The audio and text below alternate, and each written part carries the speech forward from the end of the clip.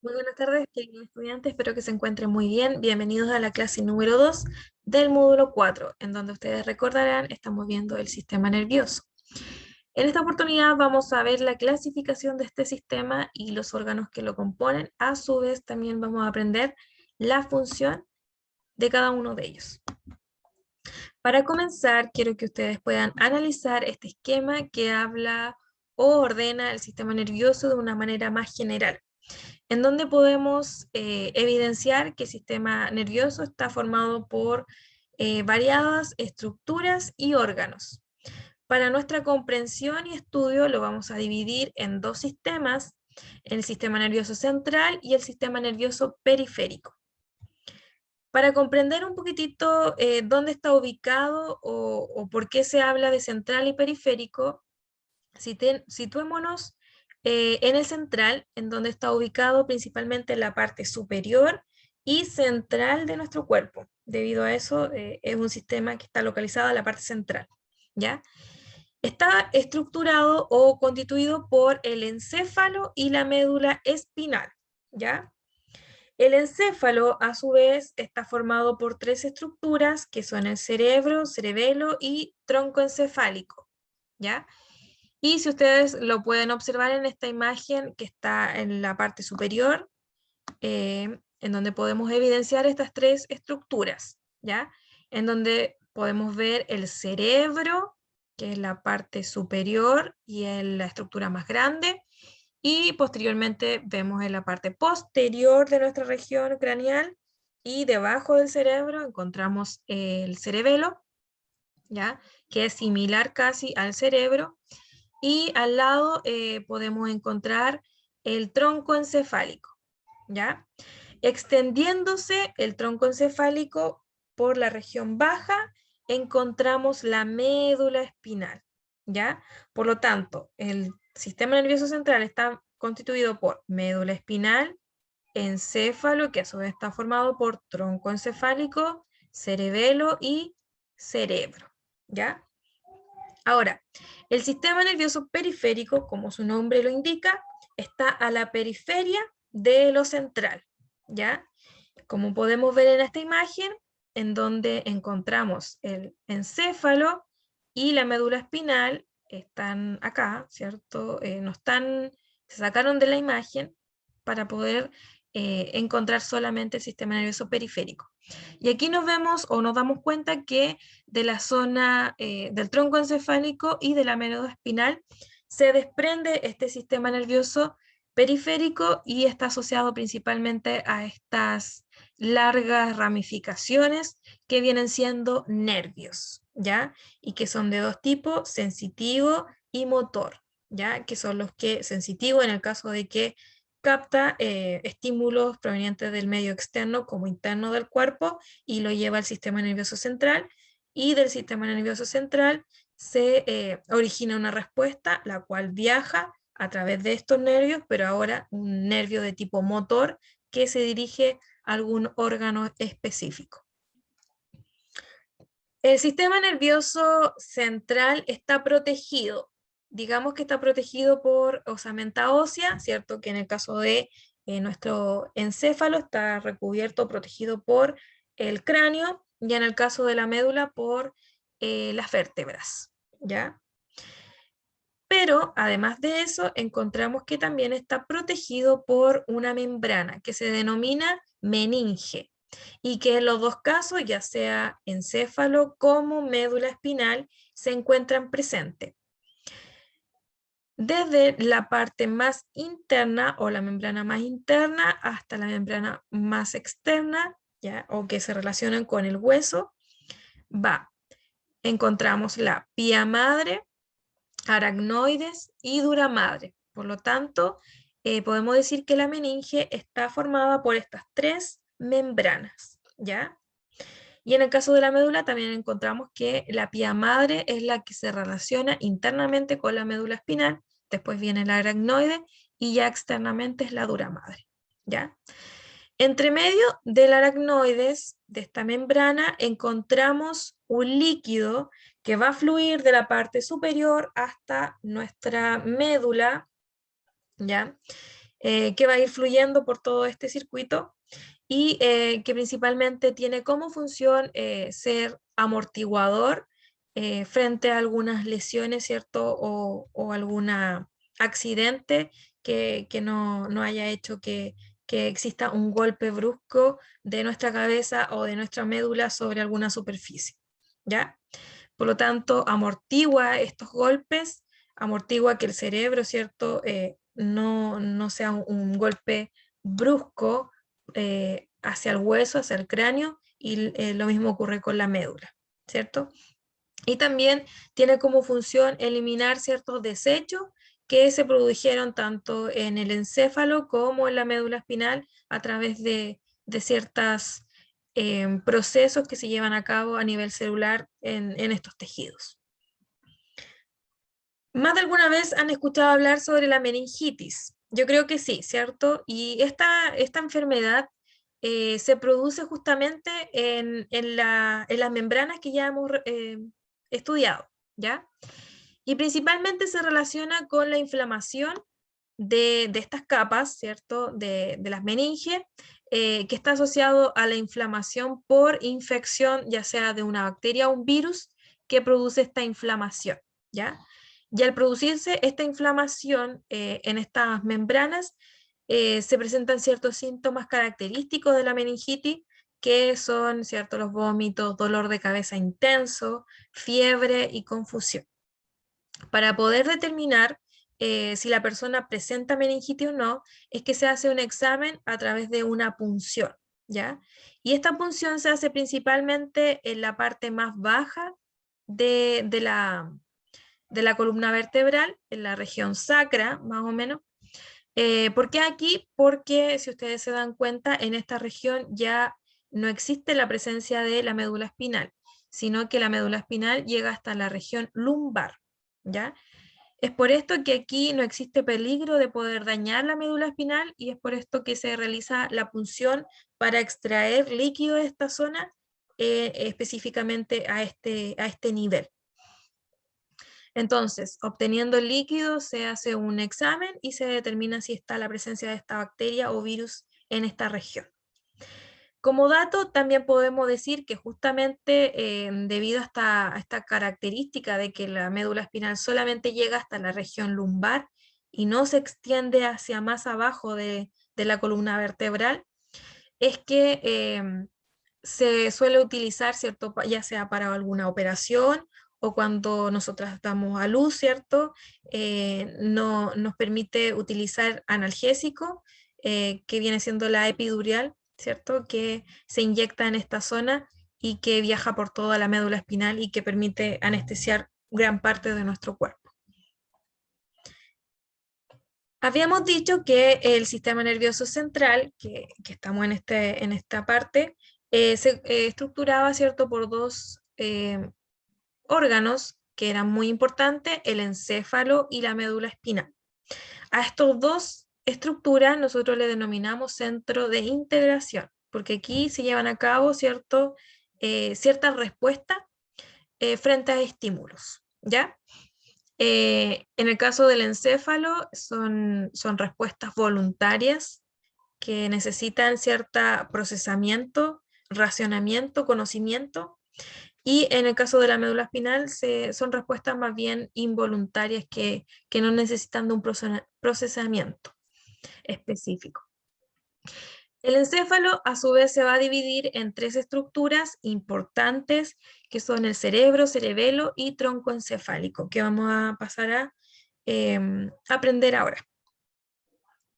Vamos a comenzar con el cerebro, que es la estructura, yo creo que a nivel general es la que más conoce la gente y la que, ¿cierto?, por su gran capacidad o variadas funciones, se le adquiere una gran importancia.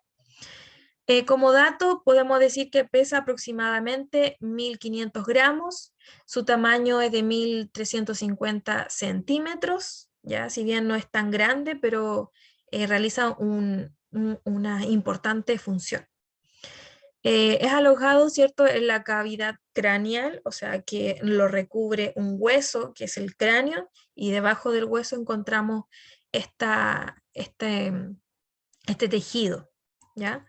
Y que está envuelto, ¿cierto? Internamente debajo del cráneo, está envuelto por estas membranas que son las meninges, que ya hablamos, y que también está bañado por un líquido que hace la función de amortiguador. Es importante, ¿por qué? Porque es el centro de operaciones, ¿ya? Todas las funciones vitales se controlan, perdón, en este órgano. Toda la información de nuestro cuerpo llega al cerebro. Todo lo que nosotros realizamos es ejecutado o fue procesado por el cerebro. Por lo tanto, el cerebro viene siendo como la máquina, el computador, ¿ya? Que va analizando, va ejecutando y va controlando todo lo que es la vitalidad de un organismo. Dentro de bueno, para entender un poco más el cerebro, vamos a analizar la estructura externa y también interna del cerebro. Si nosotros pudiéramos sacarnos, ¿cierto? El cráneo, nosotros veríamos que la parte superior del cerebro está de esta manera, ya como lo podemos ver en esta imagen, en donde podemos ver que a simple vista existe una gran cisura, un surco, que separa al cerebro en dos mitades, ¿ya? Y de esta manera nosotros lo podemos comparar con lo que sería una nuez, ¿ya? Porque más o menos se ve similar, en donde podemos evidenciar también que existen ciertas invaginaciones o surcos más pequeños, ya que nosotros le vamos a denominar circunvoluciones, ¿ya? ¿Por qué existen estos pliegues? Principalmente para que exista un mayor área y exista una mayor cantidad de neuronas. ¿Ya? Recuerden que en esta zona es muy rica de neuronas que se van comunicando y van posibilitando el procesamiento de la información. Entonces, al tener yo más pliegue, genero mayor área en donde pueda contener una mayor cantidad de neuronas, ¿ya? Que es lo que sería algo más liso, ¿cierto? Que quita también espacio.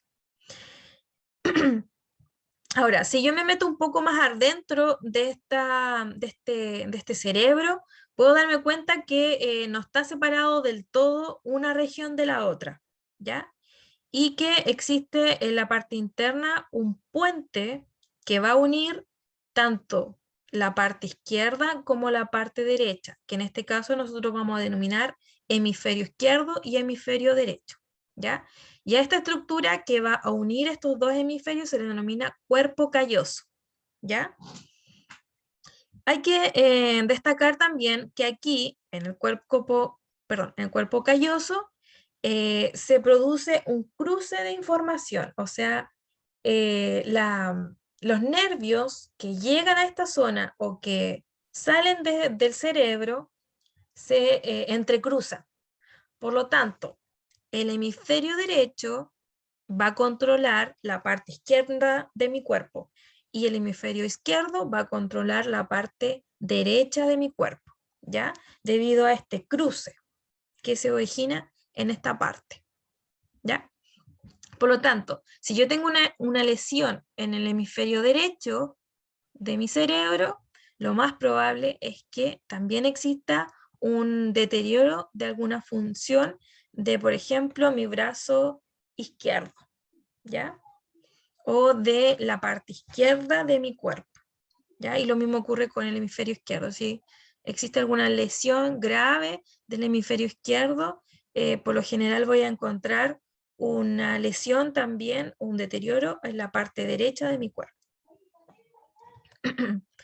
Ahora, si analizamos la parte interna del cerebro, vamos a encontrar que existen dos zonas marcadas por el color, ¿ya? Una zona, ¿cierto?, marcada por un color más gris, que es la parte más externa, y una parte interna marcada por el color más bien blanco, ¿ya? Entonces, a la parte externa le vamos a denominar sustancia gris y a la parte interna asociada al color blanco, la vamos a denominar sustancia blanca, ¿ya? Ahora ustedes se preguntarán por qué esta diferencia en color. Es principalmente a que, como ya dije anteriormente, esta región es muy rica en neuronas, ¿ya? Y las neuronas se van a disponer de una forma tal en que los somas, ¿cierto? Que eran la cabecita de las neuronas, junto con las dendritas, que eran estas prolongaciones que recibían los impulsos eléctricos, se van a ubicar en la sustancia gris, ¿ya? Y además, en la sustancia gris vamos a encontrar tejido rico en sangre, ¿ya? Irrigado por sangre, ¿ya? Y justamente para nutrir a las neuronas. Y en la parte interna vamos a encontrar la sustancia blanca, que está formada principalmente por los axones de las neuronas, ¿ya? Y los axones principalmente recubiertos, recuerden, por la vaina de mielina. Por eso el color blanco. Ambos hemisferios tienen procesamientos diferentes. Si bien se entreconectan, pero podríamos decir, ¿cierto?, que uno de los dos puede integrar con cierta intensidad cierto procesamiento, ¿ya? Por lo tanto, podemos decir que el hemisferio izquierdo controla todo lo que viene dado por el razonamiento, el lenguaje de tipo hablado, escrito, habilidades científicas, habilidades numéricas, y controla, ¿cierto?, todo el cuerpo derecho, en la parte derecha de mi cuerpo.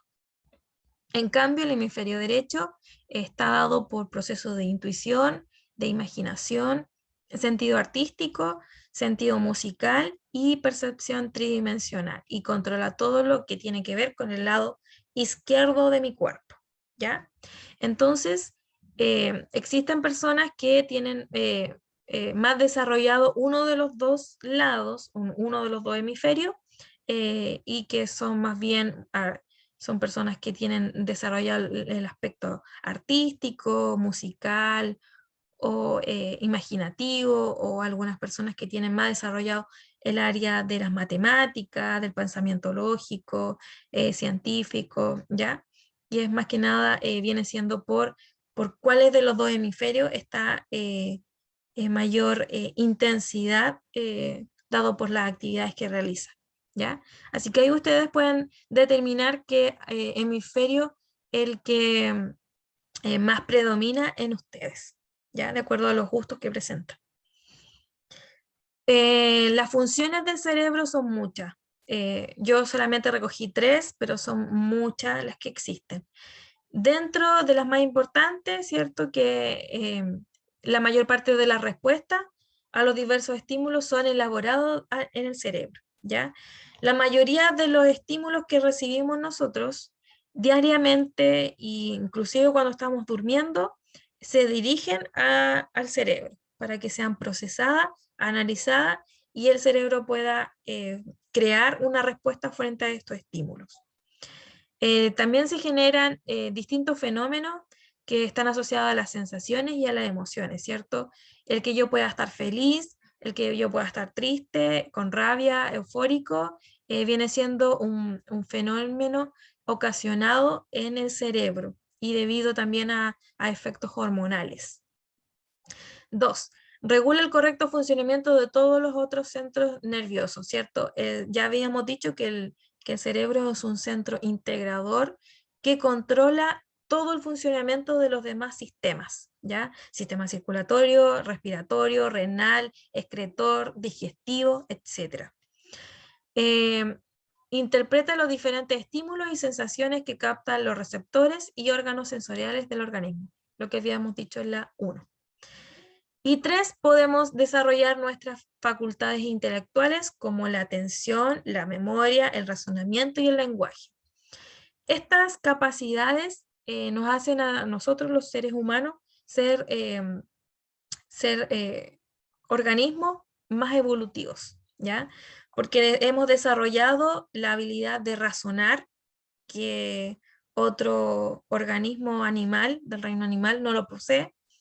Tenemos la capacidad del lenguaje, que si bien no es igual a la de los otros animales, es mucho más complejo, ¿ya? Porque hemos desarrollado un lenguaje escrito y hablado. También tenemos la capacidad de tener memoria, ya sea de a corto a largo plazo, y que esta memoria está relacionada con el proceso de aprendizaje, ¿ya? Y también la atención que nos permite centrarnos en ciertas cosas que nos llaman la atención y así poder aprender de manera más significativa, porque lo que nos llama la atención es lo que retenemos y lo que no nos llama la atención o no es significativo para nosotros, nuestro cerebro lo elimina, lo desecha. Otra estructura que es parte del sistema nervioso central es el cerebelo y es como el hermano menor del cerebro, porque en apariencia es bastante similar, pero es más pequeño, ¿ya? Está localizado en la parte trasera de nuestra cabeza y debajo del cerebro. Como ustedes pueden ver aquí, aquí tenemos el cerebro y aquí tenemos el cerebelo, ya que es más chiquitito. Si analizamos, si hacemos un corte en la parte central del cerebelo, podemos ver que en su estructura interna también está localizada esta sustancia gris y esta sustancia blanca, ¿ya? Que viene siendo por la disposición de las neuronas. Dentro de las funciones del cerebelo está la coordinación, ¿ya? Es principalmente coordinar, ¿qué cosa? Movimientos corporales para realizar cualquier actividad física o motora, ¿ya?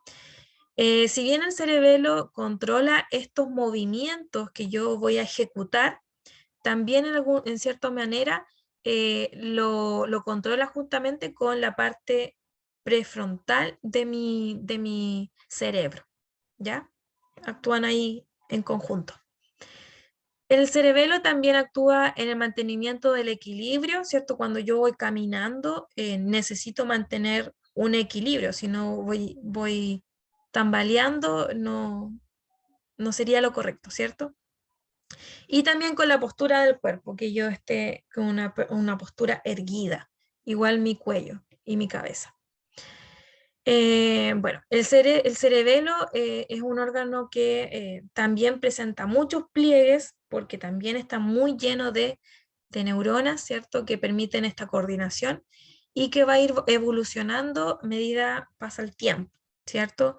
Cuando nosotros nacemos tenemos un cerebro primitivo que no está muy desarrollado y es por eso que nosotros somos del reino animal aquellos organismos que no tenemos la capacidad de al nacer de poder caminar, ¿ya? Sino que es un proceso. El cerebelo también nos permite, ¿cierto?, mantener el equilibrio cuando nosotros vamos en bicicleta o cuando estamos ejerciendo alguna habilidad, por ejemplo, artística, de pintar, que los movimientos sean suaves, que tengan, que no sean bruscos, ¿cierto? Que quizás el lápiz yo no lo tome tan bruscamente o fuertemente, sino que lo tome de una manera más suave, sutil, ¿cierto? Va controlando todos esos movimientos, también que yo pueda hablar, que pueda mover la lengua para gesticular, todo eso, ¿ya? Y también la postura. 3, ya vimos entonces que son parte del sistema nervioso central, cerebro, cerebelo, y ahora nos toca el tronco encefálico. Como ustedes pueden ver, el tronco encefálico está delante y debajo del cerebro, ¿ya? Aquí tenemos el cerebro, cerebelo y el tronco encefálico es esta prolongación alargada que vemos acá y que se va a dividir en 3 estructuras: mesencéfalo, puente y bulbo, ¿ya? De manera general, cada uno de estos ejerce una función en específica, pero nosotros vamos a ver el funcionamiento del tronco encefálico de manera general. Y dice que regula el funcionamiento cardíaco y respiratorio. O sea que el corazón pueda latir, que pueda funcionar correctamente, al igual que nuestros pulmones, que vienen dados por el intercambio gaseoso, viene controlado, ¿cierto?, por el tronco encefálico. Si existe alguna lesión a nivel del tronco encefálico, nosotros fallecemos porque no se está controlando el flujo o el ritmo cardíaco y tampoco el respiratorio, ¿ya? Que son importantes para mantener sanos los tejidos corporales que existen en nuestro cuerpo. Recuerden que el circuito cardíaco, a través de la sangre, va movilizando los nutrientes que necesitan todos nuestros tejidos, ¿ya? Y si falta algún nutriente, no tenemos energía como para poder vivir. A lo mismo que el sistema respiratorio, si no tenemos oxígeno para poder vivir, nuestros tejidos no se oxigenan y no llevan a cabo su funcionamiento normal. También participa en las funciones como el sueño y la vigilia. Recuerden que cuando nosotros entramos en el sueño, ciertas partes o estructuras, órganos de nuestro cuerpo también entran en un estado de inactividad, ¿ya? Pero parte de nuestro cerebro no puede estar inactivo, ¿ya? Y en este caso el tronco encefálico es muy importante para el tema de la vigilia. Y es por eso que nosotros cuando dormimos, ¿cierto? Existen áreas de nuestro cuerpo que están en vigilia, ¿ya? Y frente a algún peligro o suceso que haga que nos atiente contra nuestra supervivencia, el tronco encefálico active nuestro cuerpo y nosotros nos despertamos, ¿ya? Vimos entonces las estructuras que forman el encéfalo, cerebro, cerebelo y tronco encefálico. Ahora nos vamos a la médula espinal, que también es uno de los sistemas más importantes dentro del sistema nervioso. La médula espinal se localiza o se extiende, ¿cierto?, por toda por todo este tramo, ¿cierto?, de la médula espinal, y se desprende del tronco encefálico hacia abajo. Pero si ustedes se dan cuenta, la médula espinal no llega al fin, ¿cierto?, de esta estructura, ¿ya? O sea que abajo, ¿cierto?, si nosotros pudiéramos ver, la médula espinal no llega hasta la parte inferior de la médula espinal, ¿ya? Por lo tanto, podemos decir que solamente hasta la región lumbar es que se extiende, ¿ya? De la región lumbar sacra hacia abajo no existe presencia de médula espinal, ¿ya? Y es por eso que en esta región se produce la punción para recibir la anestesia, ¿cierto? La raquidia que recibimos cuando vamos a dar a luz en el caso de las mujeres o vamos a ser operados, ¿ya? La médula espinal se recubre por las vértebras, que son estos discos, que presentan cierta movilidad para que nosotros podamos, ¿cierto?, también movilizar nuestro cuerpo, ¿ya? Y no sea algo rígido. Protege y recubre entonces lo esencial que es esta médula espinal, que es principalmente filamentos de neuronas, ¿ya? Que recubren por todo este circuito. Si vemos internamente cómo está formada la médula espinal, veríamos lo siguiente. Miren, lo que vemos aquí, ¿ya? En donde vemos que la sustancia blanca, como también lo presentaba el cerebro y el cerebelo, se presenta aquí en la médula espinal, pero en mayor grosor. Y la sustancia gris está internamente y presenta o tiene forma de una H, ¿ya? Sustancia gris adentro y sustancia blanca afuera, ¿ya? En este caso es importante considerar que, si ustedes se dan cuenta, dentro de esta imagen, la médula espinal saca una ramita, miren, una ramita ahí, que es amarilla, ¿ya? Y de esta ramita se va a formar el nervio, ¿ya? El nervio, que va a recorrer todo nuestro cuerpo, ¿ya? Y existen nervios, y como les dije anteriormente, de dos tipos, sensitivo y motor, ¿ya? Si ustedes se dan cuenta, al lado al lado de la médula, ¿cierto? Existen dos prolongaciones, ¿ya? Como la que vemos aquí, miren. está el nervio espinal, ¿ya? Y el nervio espinal se origina de ambos lados, ¿ya? Esto es porque existe un nervio de tipo sensitivo que llega a la médula espinal y existe un nervio de tipo motor que sale de la médula espinal, ¿ya?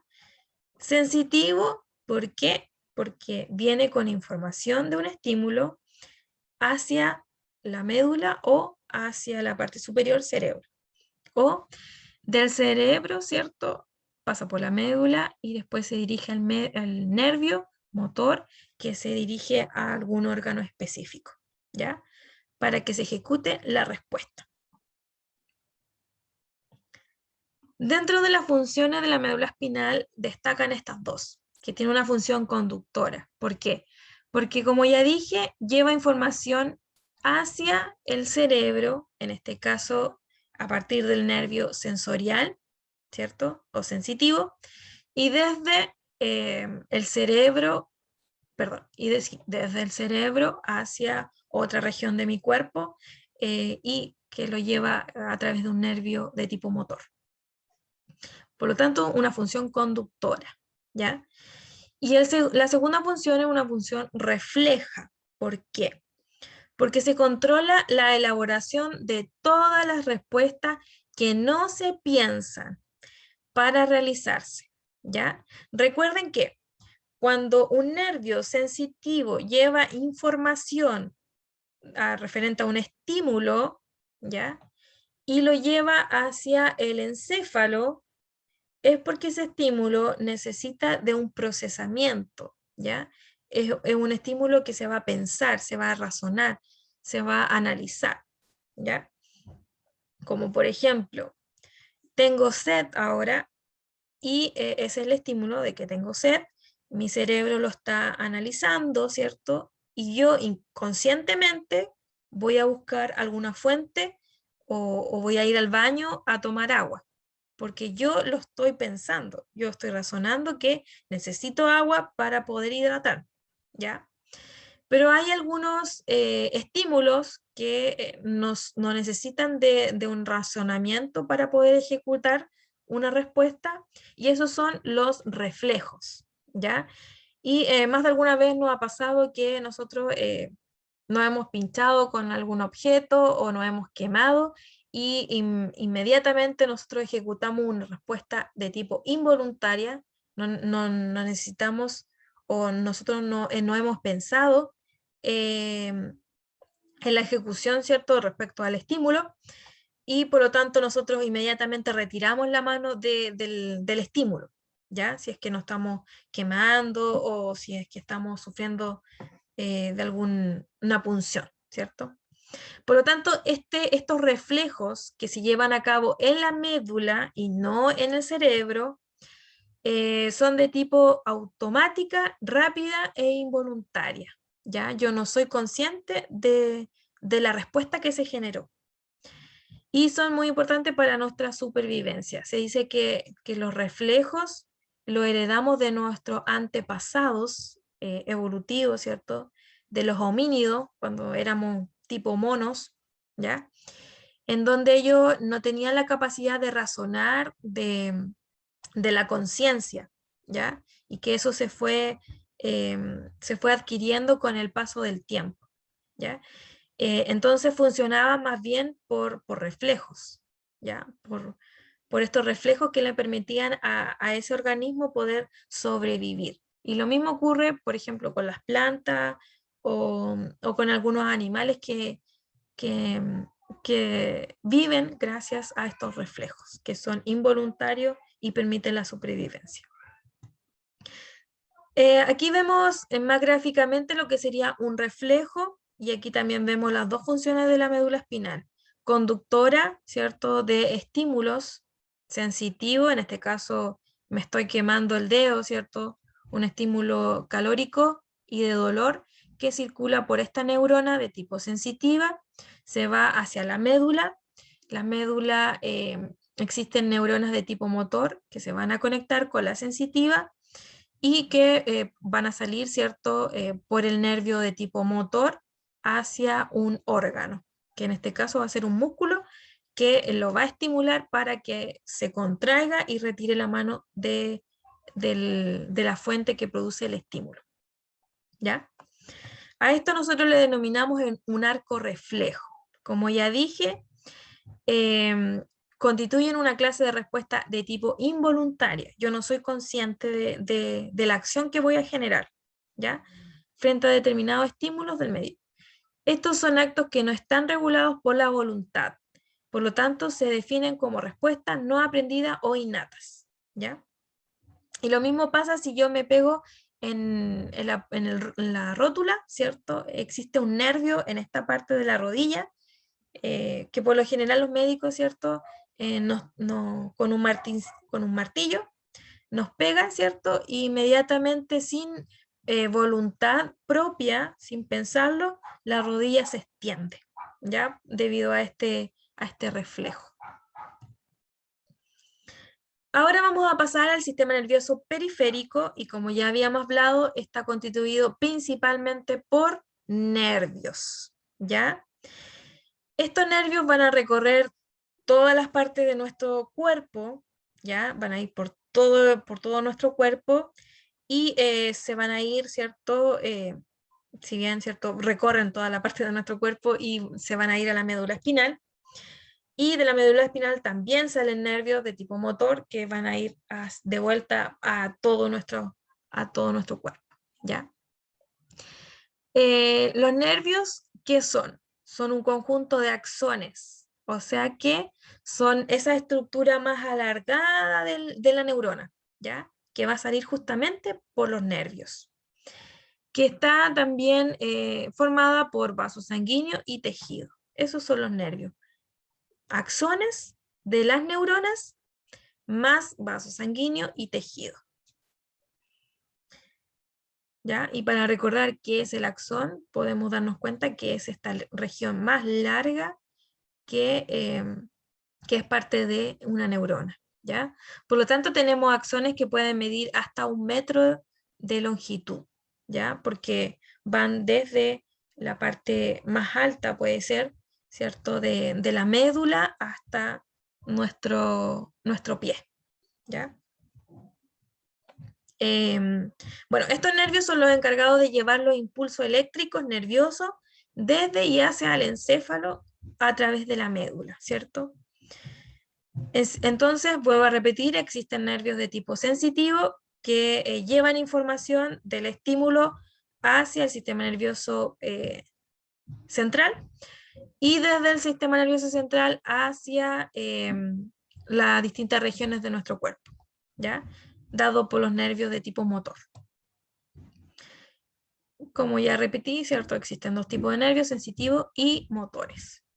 Y aquí vemos, ¿cierto?, cómo los nervios pueden propagar el impulso nervioso desde los receptores hacia la médula espinal y el encéfalo, como también existen nervios de tipo motor que llevan la respuesta que se originó en el sistema nervioso central hacia las distintas partes de nuestro cuerpo.